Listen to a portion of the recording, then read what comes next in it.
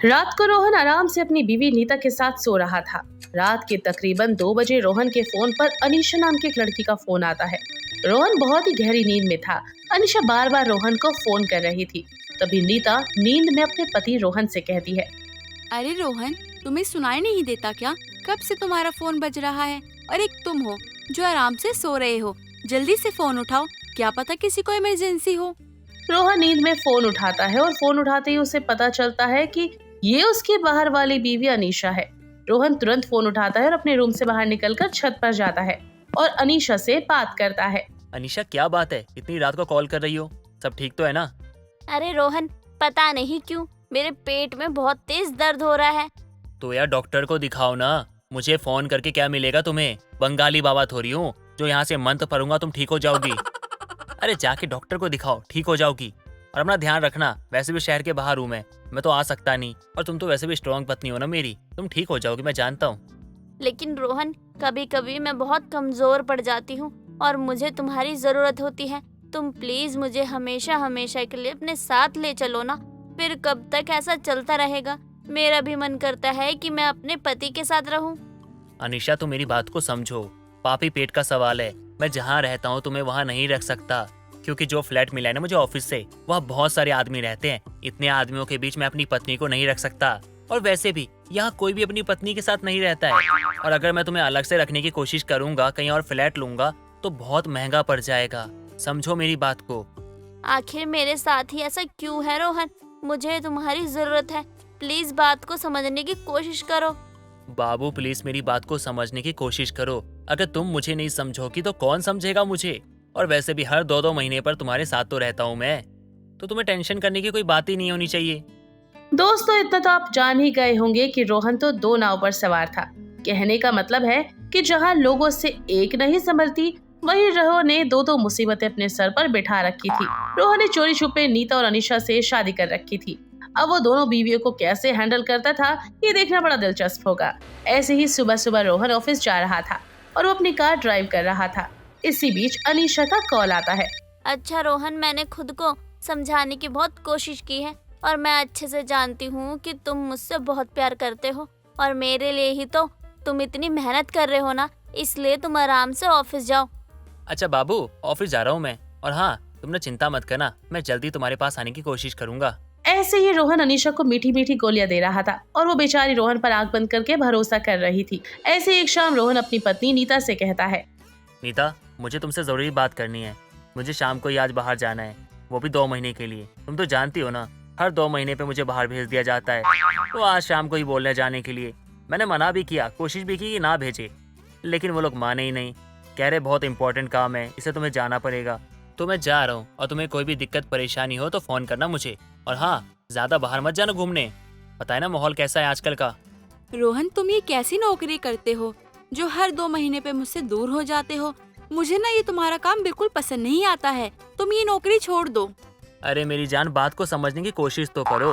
देखो, टाइम ना महंगाई का है और महंगाई में ना जो तनख्वाह मिलती है मुझे, उसमें गुजारा हो नहीं पाता है। तो मैं कोशिश करता हूँ कि ज्यादा से ज्यादा पैसे कमाऊं, ताकि कल को हम 2 से 3 होंगे तो हमारे काम आएगा। अभी पैसे बचाएंगे तो आगे हमारा ही फायदा होगा ना। और अगर मैं काम छोड़ दूंगा तो करूंगा क्या? कैसे घर चलेगा हमारा? ये सब भी सोचा करो यार। अच्छा, मैं जाऊं? अच्छा बाबा, ठीक है, जाओ तुम। रोहन ऑफिस के काम का बहाना बनाकर 2 महीने के लिए उसी शहर में अनीशा के पास चला जाता है। अनीशा अपने पति को देखकर बहुत खुश होती है। आ गए तुम आज। मैंने तुम्हारे मनपसंद का खाना बनाया है, सब कुछ मैंने रेडी करके रखा है। जल्दी आओ और हाथ मुंह धोकर खाना खा लो, उसके बाद मुझे तुमसे खूब सारी बातें करनी है। ये सिलसिला यूं ही चलता है। ऐसे ही नीता एक दिन एक मॉल से शॉपिंग कर रही थी। इसी बीच अनीशा भी उसी मॉल में पहुंच जाती है और अचानक से दोनों की आपस में टक्कर हो जाती है, जिसमें दोनों का पर्स नीचे गिर जाता है और जल्दबाजी में दोनों का पर्स एक्सचेंज हो जाता है। अरे मैडम, जरा देखकर तो चला करो। क्यों मैडम, देखने का ठेका सिर्फ मैंने ही लिया है क्या? आपके पास आंखें नहीं है क्या? अरे आपको दिखाई नहीं देता क्या? सामने से मैं आ रही हूँ, आप यहाँ वहाँ पूरे मॉल को देखी जा रही हो। देख तो आप भी रही हो ना मैडम, आपके यहाँ फोटो खिंचवाने आई हो। दोनों में थोड़ी सी बहस हो जाती है और गुस्से में एक दूसरे का पर्स उठाकर वहाँ से चली जाती हैं। अगले दिन रोहन ऑफिस चला जाता है। नीता अपना पर्स ढूंढ रही थी तो वो तभी देखती है कि गलती से किसी और का पर्स उसके पास आ गया है। नीता समझ जाती है कि ये पर्स तो कल मॉल में एक्सचेंज हुआ था। नीता उस पर्स को खोलती है जिसमें अनीशा का आधार कार्ड और फोन नंबर था। नीता तुरंत अनीशा को फोन करती है और कहती है, हेलो, मैं नीता बोल रही हूँ। याद है कल हम दोनों मॉल में एक दूसरे से टकराए थे? वो दरअसल बात ये है ना, वो क्या है ना, हम दोनों का पर्स गलती से एक्सचेंज हो गया है। तो प्लीज अगर तुम्हारे पास टाइम हो तो आज हम अपना पर्स एक दूसरे से एक्सचेंज कर लेते हैं, क्योंकि मेरे पर्स में ना इम्पोर्टेंट डॉक्यूमेंट्स हैं। अरे हाँ यार, सॉरी, पता नहीं, ध्यान ही नहीं रहा। और कैसे पर्स चेंज हो गया? अगर आप फ्री हो तो मेरे घर पर आ जाओ। वो दरअसल बात ये है कि आज मेरे पास बिल्कुल भी टाइम नहीं है, मेरे पास बहुत सारा काम है। ठीक है, फिर तुम मुझे अपना एड्रेस बता दो, मैं तुम्हारे एड्रेस पे आ जाती हूँ। अनीशा नीता को अपने घर बुला लेती है। नीता अपना पर्स लेने के लिए अनीशा के घर जाती है। दोनों इस बात से अनजान थे कि रोहन ही उन दोनों का पति है। अनीशा और नीता दोनों साथ में बैठकर खूब सारी बातें कर रहे होते हैं। तो बताओ, तुम्हारे पति क्या काम करते हैं?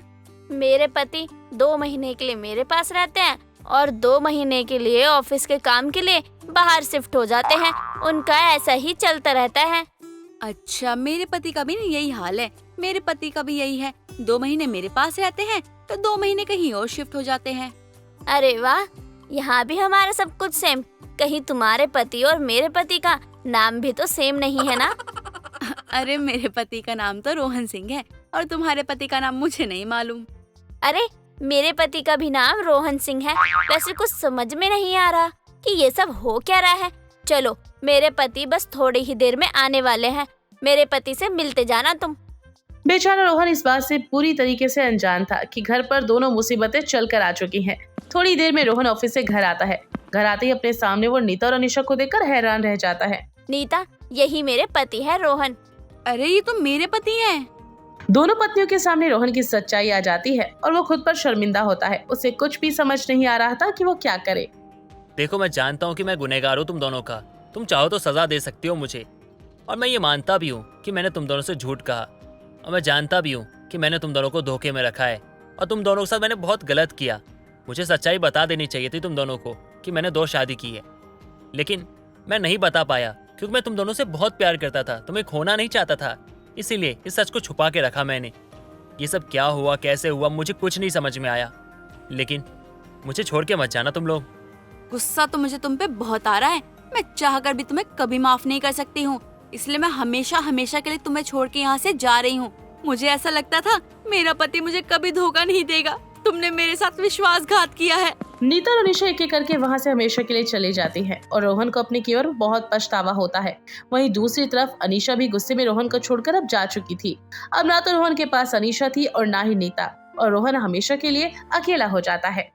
शकुंतला पूरे मोहल्ले में मिठाई बांट रही थी और बहुत खुश थी क्योंकि शकुंतला दादी बनने वाली थी। और दादी बनने की इस खुशखबरी में शकुंतला पूरे मोहल्ले में मिठाई बांटती फिर रही थी। तभी उसकी पड़ोसन विमला बोलती है, क्या बात है शकुंतला, तेरी बहू की शादी को अभी 6 महीने भी नहीं हुए हैं और बहू ने इतनी बड़ी खुशखबरी दे दी। ये तो बड़ी ही अच्छी बात है। मैं भी बहुत खुश हूँ।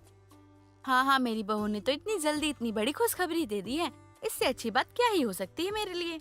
मुझे भी सुनकर बहुत अच्छा लगा। तू तो बड़ी जल्दी दादी बन जाएगी, लेकिन ना जाने मुझे ये सुख कब प्राप्त होगा। मैं कब दादी बनूंगी। मेरे बेटे को शादी के साल भर हो चुका है, लेकिन अब तक कोई खुशखबरी नहीं मिली।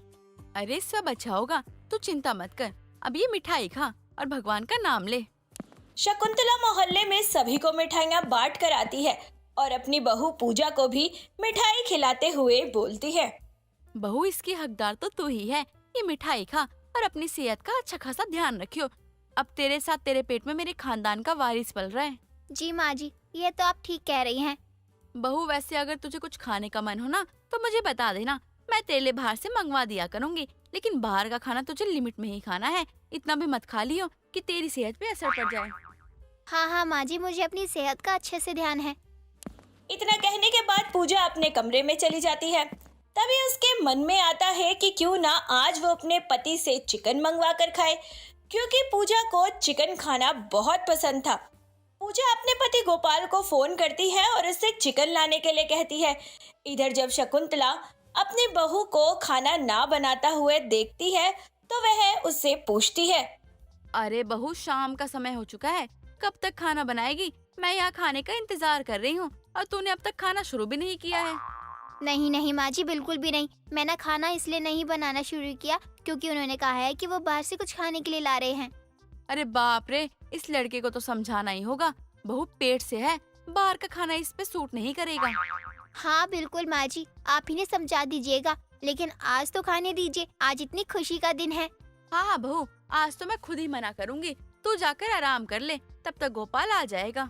इतना कहने के बाद शकुंतला की बहू कमरे में चली जाती है। कुछ देर बाद गोपाल ऑफिस से आता है और बना बनाया खाना ले आता है, जिसमें तंदूरी चिकन और ग्रेवी चिकन के साथ नान और बिरयानी भी थे, जिसे बड़े ही खुशी के साथ पूजा खाना शुरू कर देती है। पूजा को चिकन खाता देख शकुंतला मन ही मन कहती है, खा तो ऐसे रही है जैसे ना जाने कितने सालों की भूखी हो। वैसे भी इसे मांस मछली खाना बंद करवाऊंगी। अब ये पेट से है, किसी जानवर को राक्षसों की तरह खाएगी तो इस पे क्या ही असर पड़ेगा, बल्कि इसे रामायण और गीता का पाठ पढ़ाना चाहिए मुझे। इतना कहने के बाद शकुंतला खाना खाकर उठ जाती है। पूजा भी खाना खाने के बाद किचन में बर्तन धोकर सोने जा ही रही होती है कि तभी शकुंतला अपनी बहू को बुलाकर उसे बड़े प्यार से समझाते हुए कहती है, बहू देख, मैं जो कहने जा रही हूँ उसे ध्यान से सुन, क्योंकि तू अब माँ बनने वाली है और माँ बनने के बाद एक औरत पे बहुत सारी जिम्मेदारियाँ आ जाती हैं। हाँ हाँ बिल्कुल माँ जी, लेकिन हुआ क्या है, सब ठीक तो है ना? कहीं मैंने कोई गलती तो नहीं कर दी? क्या मुझसे अनजाने अनजाने कोई गलती हो गई है क्या? बताओ ना माँ जी, सब ठीक तो है ना? देख बहू, मांस मछली खाना वैसे भी सचमुच अच्छा नहीं होता है, लेकिन मैं तुझे हमेशा के लिए खाने के लिए मना नहीं कर रही हूँ। लेकिन जब तक तू पेट से है तब तक तू मांस मछली छोड़ दे। लेकिन माँ जी, आपको पता है ना, मेरा सबसे पसंदीदा खाना चिकन ही है, और चिकन अगर मैंने छोड़ा तो मुझे लगता नहीं है मुझे और कुछ पसंद आएगा। बहू, बात पसंद या नापसंद की नहीं है। अब तो मुझे ये बता, दवा भी भला किसी को पसंद होती है? परंतु जब कोई बीमार होता है तो वो इंसान दवा खाता ही है ना। माँ जी, आप कहती है तो मैं कोशिश करके देख सकती हूँ, लेकिन ये नहीं कह सकती कि मुझे चिकन खाना छूट जाएगा। छूट जाएगी बहू, बस छोड़ना ही पड़ेगा तुझे। पूजा को अपनी सास की बातें बुरी लगती हैं। अब पूजा चोरी छुपे चिकन खाने लगती है, क्योंकि अगर उसकी सास उसे चिकन खाता देख लेती तो फिर वो उसे मना कर देती। ऐसे ही इन बातों को कई दिन बीत जाते हैं और एक दिन गोपाल अपनी माँ से कहता है, अरे माँ सुनो, बहुत दिन हो चुके हैं चिकन खाए हुए, आज चिकन मंगवा लो ना, मुझे चिकन खाना है आज। नहीं नहीं, जब तक बहू घर में चिकन नहीं खा रही है तब तक कोई भी चिकन नहीं खाएगा। बल्कि तुझे चिकन खाना है तो बाहर चिकन खा कर आई हो, वरना बहू का मन कर जाएगा चिकन खाने का। अरे माँ कैसी बातें करती हो आप, पूजा रोज चिकन मंगवाती है और खाती भी है। ये क्या कह रहा है तू? मैंने तो उसे मना किया था चिकन खाने से, और उसने भी यही कहा था कि मुझे काफी दिन हो गए हैं चिकन खाए हुए बाहर का। लेकिन चिकन क्यों नहीं खाना, ये बात मुझे बताना जरा आप। तेरे समझने वाली बात नहीं है, बहू को बुला, अभी मैं उसे बताती हूँ। मुझसे झूठ बोलने वाली वो होती कौन है? अब शकुंतला अपनी बहू पूजा को खूब खरी खोटी सुनाती है, लेकिन पूजा चिकन नहीं छोड़ती है। माँ जी देखिए, मुझे अगर चिकन छूट जाता है तो मैं चिकन छोड़ने के लिए तैयार हूँ। अगर मुझसे चिकन नहीं छूट रहा तो आप मुझसे जबरदस्ती चिकन नहीं छुड़वा सकती हैं। इसका मतलब तुम मुझसे जबान लड़ाएगी? अरे किस बात को लेकर तेरे घर में झगड़ा हो रहा है? मैं तो तेरी आवाज सुनकर ही चली आई हूँ। अरे विमला, अच्छा हुआ कि तू आ गई। अरे मेरी बहू को जरा समझा, इस हालत में चिकन खाना उसकी सेहत के लिए ठीक नहीं है, लेकिन ये मान ही नहीं रही है। अरे शकुंतला बिल्कुल ठीक कह रही है, इस हालत में चिकन खाना अच्छा नहीं है। इतना अगर तू रोज रोज चिकन खाएगी तो फिर तो तेरी सेहत बिगड़ जाएगी। पूजा किसी की नहीं सुनती है और शकुंतला को थक-हार कर एक कठोर फैसला लेना होता है। शकुंतला अब कुछ दिनों के लिए बीमार होने का नाटक करने लगती है। ऐसे में पूजा को घर में सुबह सुबह नहा धोकर पूजा करना पड़ता है। ये सब माँ जी मुझे जानबूझ के कह रही हैं, ताकि मैं अपना ध्यान इधर उधर ना लगाऊं। लेकिन कोई बात नहीं, जब माँ जी ठीक हो जाएंगी तो वही घर का पूजा पाठ करेंगी। ये सब मुझसे नहीं होता। देखिए माँ जी, मुझे पता है आप ये सब जानबूझकर कर रही हैं ताकि मैं चिकन ना खा सकूं। आप पूजा पाठ क्यों नहीं करती? नहीं बहू, मेरी उम्र नहीं रह गई पूजा पाठ करने वाली। बस राम का नाम लेती हूँ, वही मेरे लिए बहुत है। अपने घर में पूजा पाठ ये सब तू और गोपाल ही करेंगे। सुबह सुबह नहा नहा कर मेरी तबीयत खराब हो चुकी है। लेकिन माँ जी, अगर ऐसा ही रहा तो फिर मैं चिकन खा नहीं सकती, और आप जानती हैं मुझे नॉनवेज कितना पसंद है। अरे भगवान से भर के थोड़ी है कुछ भी। तुझे जो छोड़ना है तो छोड़ दे। और ये सब अच्छा ही तो है, कम से कम भगवान के प्रति तेरा मन तो लगेगा। भगवान तेरे सारे दुख हर लेंगे। मैं समझ गई माँ जी, आप चाहती क्या हैं, लेकिन जब तक आप ठीक नहीं हो जाती मैं पूजा करूँगी। पूजा लगभग 15 से 20 दिन लगातार पूजा पाठ करती है और पूजा पाठ में ही रम जाती है। पूजा पाठ करके पूजा को काफी अच्छा लग रहा होता है और वह नॉनवेज खाने के बारे में अब सोचती तक नहीं है। ऐसे ही काफी समय बीत जाता है, जिस वजह से पूजा को लगता है कि अब उसके नॉनवेज खाने की आदत जा चुकी है। और ये सच भी था, पूजा सच में ही नॉनवेज खाना छोड़ चुकी थी और अपने आने वाले भविष्य के लिए भगवान से कामना करने लगी थी और अपने बच्चे के लिए वह चिकन छोड़ देती है। और शकुंतला भी यही तो चाहती थी। रज्जो के पति की तबीयत खराब होने के कारण सारी जिम्मेदारी अब रज्जो के कंधों पर आ गई थी। अब सब कुछ रज्जो ही संभालती थी। घर चलाने के लिए रज्जो चूड़ियाँ बेचने का काम करती थी ताकि उसके घर में मदद हो जाए। एक दिन कड़ी धूप में वो सर पर चूड़ियों की टोकरी लिए आवाज लगाते हुए कहती है, चूड़ियाँ ले लो, रंग बिरंगी चूड़ियाँ ले लो, नए डिजाइन की सुहागन वाली चूड़ियाँ ले लो, ले लो चूड़ियाँ ले लो।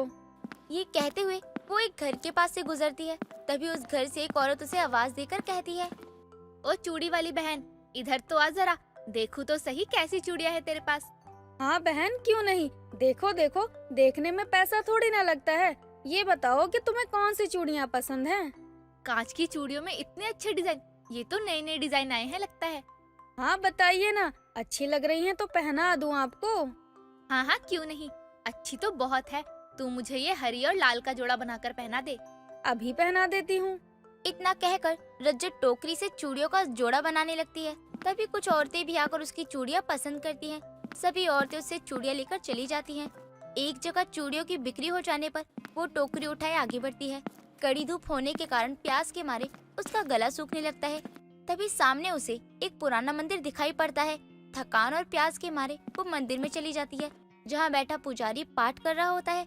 तभी वो पुजारी से कहती है, पुजारी जी, थोड़ा पानी मिलेगा, गर्मी के कारण गला सूखा जा रहा है। बेटा बैठो, पानी पीना है तुमको, अभी लेकर आता हूँ। रज्जो अपनी चूड़ियों की खाली टोकरी को साइड में रखकर माता के सामने हाथ जोड़कर सर झुकाती है, तो उसका ध्यान माता की खाली हाथों पर जाता है। सभी चूड़ियों के बिक जाने के कारण टोकरी खाली होती है, तो वो अपने हाथ की चूड़ियाँ निकालकर माता को पहना देती है। तभी पुजारी लोटे में पानी लिए वहाँ आता है, तो रज्जो को माता को चूड़ियाँ पहनाते हुए देखकर कहता है, काली माँ का श्रृंगार कर रही हो बेटा? नहीं पुजारी जी, माँ का श्रृंगार कर सकूं इतनी वस्तुएं नहीं है मेरे पास। गांव-गांव घूमकर चूड़ियाँ बेचती हूँ, तो माँ के सूने हाथ मुझसे देखे नहीं गए, इसीलिए माँ को चूड़ियाँ पहना दी। बहुत थकी हुई लगती हो बेटा, लो पानी पी लो। हाँ वो इतनी धूप हो रही है ना, इस धूप में थकान भी बहुत हो जाती है। हाँ बेटा, थकान तो तुम्हारे चेहरे पे साफ साफ दिख रही है। कोई बात नहीं, तुम पानी पी लो, पानी पियोगी तो अच्छा लगेगा। रज्जो पानी लाकर पीने लगती है। वो पानी पीकर रज्जो एकदम तरोताजा महसूस करने लगती है। कुछ देर बाद पुजारी से बात करने के बाद उसे पता चलता है कि वो काली माँ का बहुत पुराना मंदिर है। गांव के इलाके से दूर होने के कारण कोई श्रद्धालु वहाँ पूजा करने नहीं आता। आप चिंता मत कीजिए पुजारी जी, मैं यहाँ शाम के समय रोज काली माँ के दर्शन करने के लिए आया करूँगी। साथ ही उनका श्रृंगार अब से मैं ही किया करूँगी। काली माँ के दर्शन कर मन को बड़ी शांति मिलती है और यहाँ पानी पीकर सूखा गला और मन दोनों ही तृप्त हो गया। हे काली माँ, तुम अपनी कृपा इस बच्ची पे बनाए रखना। अच्छा पुजारी जी, अब मैं चलती हूँ। इतना कहकर रज्जत टोकरी उठाए घर की ओर चल पड़ती है। कुछ देर में जब वो घर पहुँचती है तो चूड़ियों की बिक्री के कमाए पैसे अपनी सास के हाथ में दे देती है। तभी उसकी सास मनोरमा उसके सूने हाथ देखकर कहती है, अरे बहू, टोकरी की चूड़ियाँ के साथ साथ अपने हाथ की चूड़ियाँ भी बेच के आ गई क्या? नहीं सासू माँ, वो आज मैं काली माँ के मंदिर पहुँच गई थी। पर वो तो बहुत दूर है, वो इतनी दूर भला तू कैसे पहुँच गई? पता नहीं सासू माँ, वैसे वो काली माँ का मंदिर बहुत शांत जगह पर है।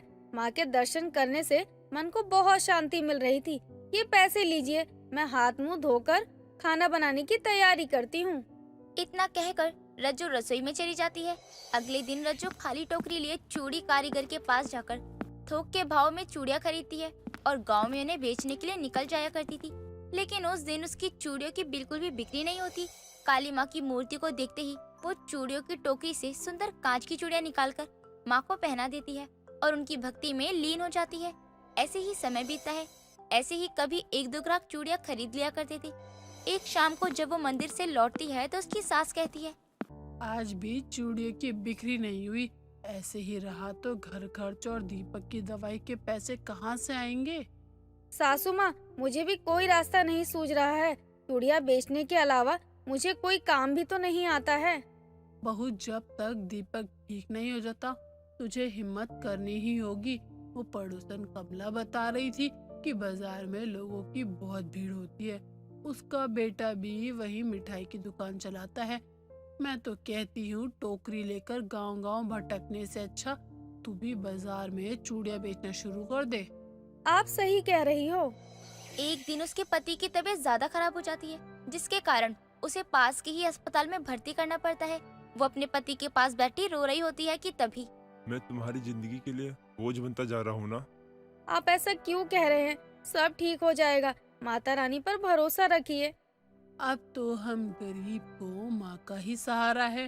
डॉक्टर कह रहे थे कुछ और जांच करनी बाकी है, इसीलिए अस्पताल में कुछ दिन रखेंगे दीपक को। पर अस्पताल का खर्चा और मेरी इतनी दवाइयों का बोझ ये अकेले कैसे सहेगी माँ? मैंने कहा ना आपसे कि ज्यादा मत सोचिए। आपकी तबीयत ठीक नहीं है। सासू माँ, आप इनका ध्यान रखिए। मैं पैसे का इंतजाम करती हूँ। इतना कहकर वो वहाँ से चली जाती है और गांव के जमींदार से उधार पैसे लेकर अस्पताल का बिल भरती है। और कुछ दिनों में दीपक अस्पताल से घर आ जाता है।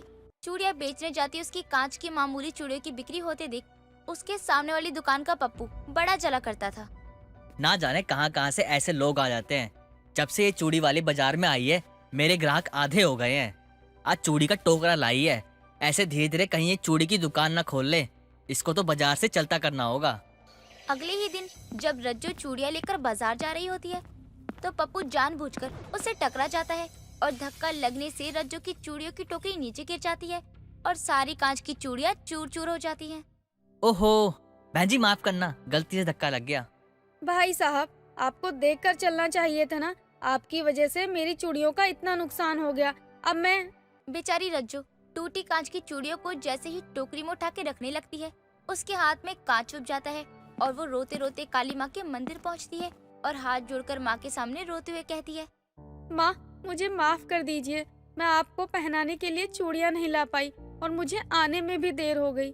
एक आपके ही द्वार में आकर तो मुझे अच्छा महसूस होता है, वरना मुझ गरीब की जिंदगी में तो कुछ भी अच्छा नहीं चल रहा है। हर तरफ बस निराशा ही भरी हुई है। काली माँ के सामने रोते रोते थकान के मारे उसकी आंख लग जाती है। कुछ देर में जब वो जागती है तो देखती है कि उसकी टोकरी टूटी चूड़ियों से नहीं बल्कि रंग बिरंगी सही सलामत चूड़ियों से भरी होती है। साथ ही कांच चुभने से उसके हाथ में लगा घाव भी भर चुका होता है। ये सब देख वो हैरान हो जाती है। तभी काली माँ की मूर्ति से एक तेज प्रकाश उसकी ओर चमकता है तो वो समझ जाती है कि ये सब काली माँ की कृपा से हुआ है। तभी पुजारी वहाँ आता है।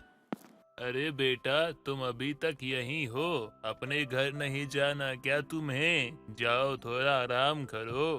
काली माँ के भी विश्राम का समय हो गया है। काली माँ, आप धन्य हैं। सच में आप धन्य हैं। आपने मुझ गरीब चूड़ी वाली की झोली भर दी। आपकी महिमा अपरंपार है माँ। जय माँ काली, जय जय माँ काली। इतना कहकर वो काली माँ के चरणों में शीश झुकाती है और टोकरी लेकर घर पहुँचती है तो देखती है कि उसके पति की तबीयत में एकाएक सुधार होता है। समय बीतता है और अब वो गांव-गांव चूड़ी बेचना छोड़कर एक बड़ी सी चूड़ी की दुकान पर काम करने लगती है।